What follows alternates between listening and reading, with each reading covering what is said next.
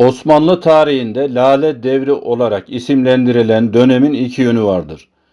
Bu yönlerden birisi yenileşme faaliyetleri, diğeri ise lüks eğlenceler, şatafat, israf, lale yetiştiriciliğinde aşırılığa kaçan lale düşkünlüğü, lale modasıdır. Bu videomuzda Lale Devri'ndeki gelişmelerden bahsetmeye çalışacağız.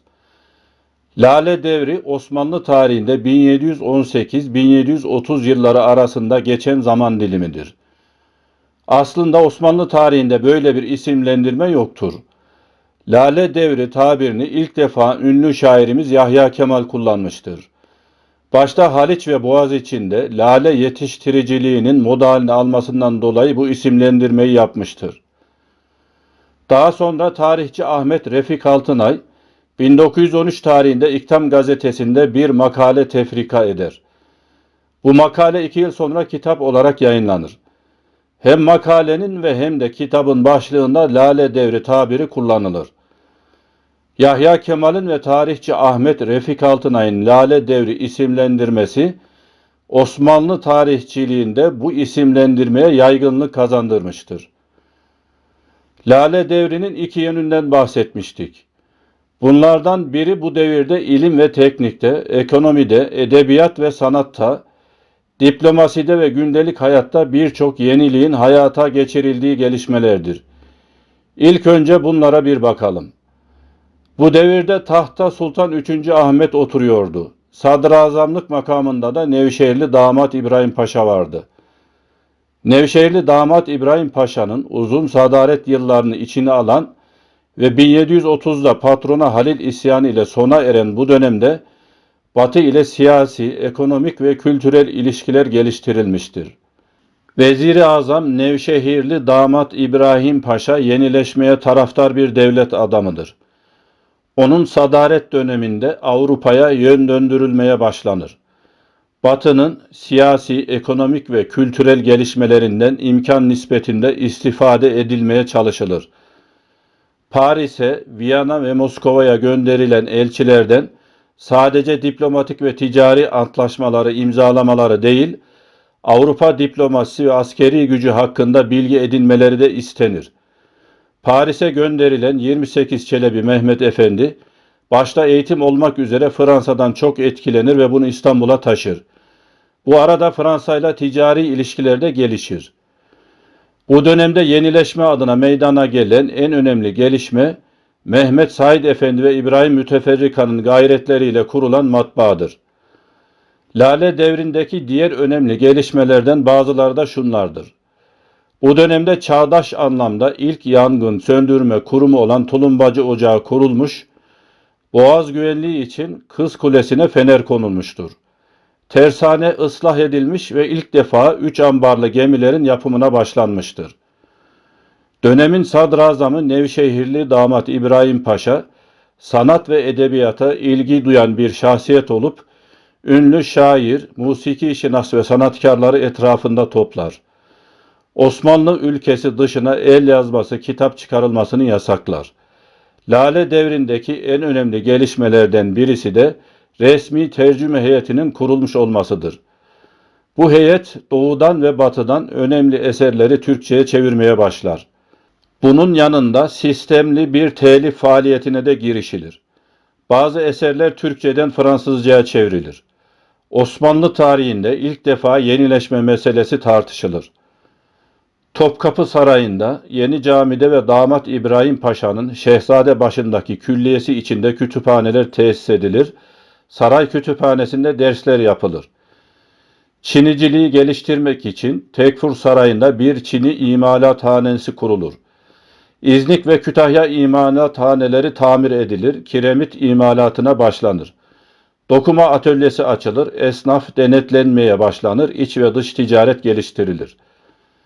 28 Çelebi Mehmet Efendi'nin Paris'ten ülkeye dönmesinden sonra İstanbul'da başta mimari olmak üzere hemen her alanda Fransız tesiri, süsleme sanatında ise barok ve rokoko tarzları kendini göstermeye başlar.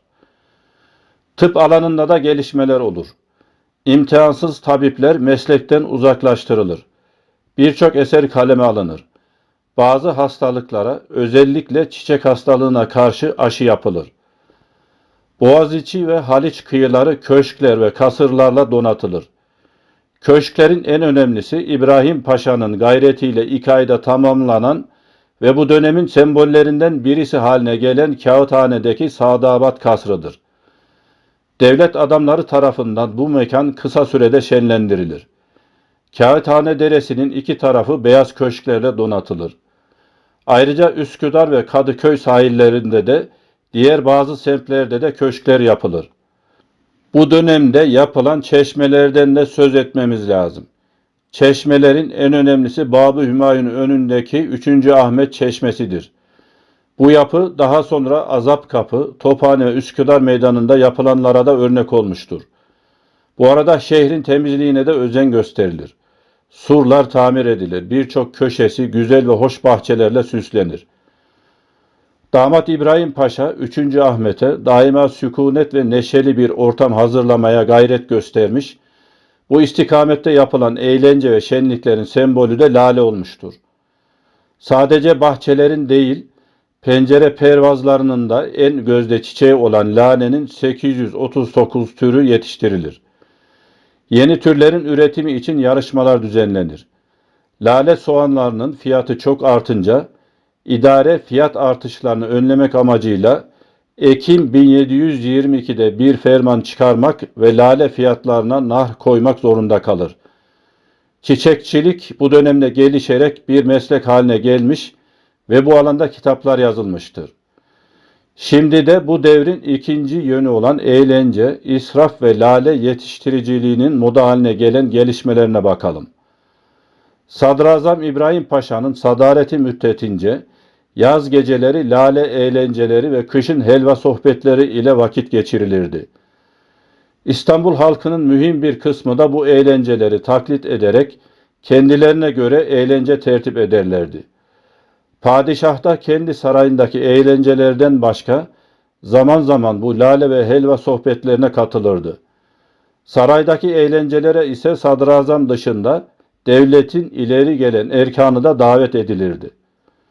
Özellikle yaz gecelerinin eğlenceleri çok gösterişli olur, lalelerin altında kandiller ve yürüyen kaplumbağaların üzerinde mumlar yakılarak çırağı şenlikleri yapılırdı. Çok defa bu ziyafet ve eğlencelere elçiler de katılır, bunların bazısı yanlarında ressam da bulundururdu.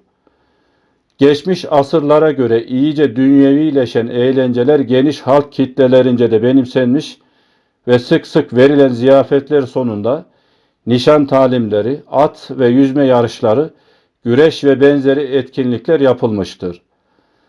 Lale mevsimi sona erip kış soğukları başlayınca bir yandan Sultanahmet ile veziri her tarafı kapalı olan mekanları ısıtarak lale ve karanfil yetiştirmeye çalışırken öte yandan helva, ziyafet ve sohbetleri devreye girer.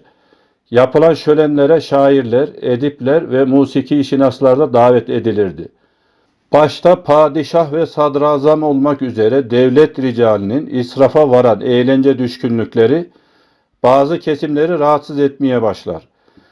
Sarayın ölçüsüz masrafları, geleneklerden kopma, sadrazam tarafından konulan aşırı vergiler, başta ilim adamları olmak üzere halkın büyük çoğunluğunun tepkisini çeker. Askeri reformlardan endişe duyan Yeniçeriler de bu gidişattan memnun olmayan halka destek verirler. Zira boş vakitlerinde ticaretle uğraşan Yeniçeriler gibi küçük zanaatkarlar da son konulan vergilerden memnun değillerdir. Bu hoşnutsuzluğa rağmen ayaklanma siyasi sebeplerden dolayı çıkar. Rusya'nın bir süredir Hazar sahillerine kadar uzanan bölgeyi işgal etmesi, bölge Müslümanlarının Osmanlı padişahından yardım talepleri ve İran'da gelişen olaylar Osmanlı Devleti'nin dikkatini ister istemez doğuya çevirir. İran'da meydana gelen gelişmeler Sultan 3. Ahmet ve Sadrazam Nevşehirli damat İbrahim Paşa'ya olan muhalefeti arttırır. Önemli devlet makamlarına yapılan atamalarda torpil ve adam kayırmalarının yapılması, bu mevkilere Sadrazam ve Şeyhülislam yakınlarının getirilerek bazı kişilerinin önlerinin tıkanması içten içe iktidar kavgalarına yol açar. Özellikle sadrazamın akrabalarından oluşan bir ekip kurmuş olması ve bunların önemli görevlere getirilmesi en çok tepki çeken konudur. Sonunda İran'daki gelişmelerin neticesinde Tebriz'in elden çıktığı, sadrazamın bunu gizlediği, Üsküdar'da toplanan fakat bir türlü sefere çıkmayan ordu gibi bahanelerle patrona Halil önderliğinde bir ayaklanma çıkar.